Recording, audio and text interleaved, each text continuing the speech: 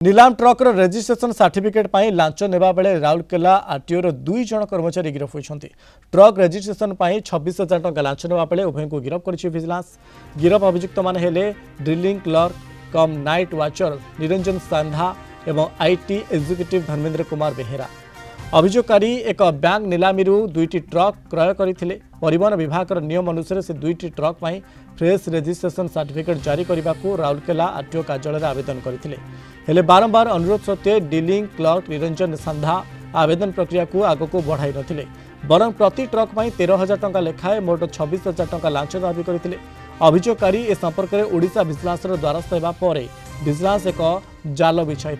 योजना मुताबक अभियोगकारी 26,000 टंका लांच ग्रहण करुवा बेले निरंजन सांधा और सहयोगी धर्मेंद्र कुमार बेहेरा को काबू करा जायथिला। सेमानकठारु संपूर्ण 26,000 टंका जबत करा जायछि। मामलें निरंजन सांधांक सह संपृक्त 3टी स्थान में आय बहिर्भूत संपत्ति ठूल दृष्टिकोण एककालीन भाव चढ़ाऊ जारी रही। एने राउरकेला भिजिलेंस थाना दुर्नीति निवारण आईन 2018 धारा 7 अनुଯାयी मामला रुजु करा जायछि।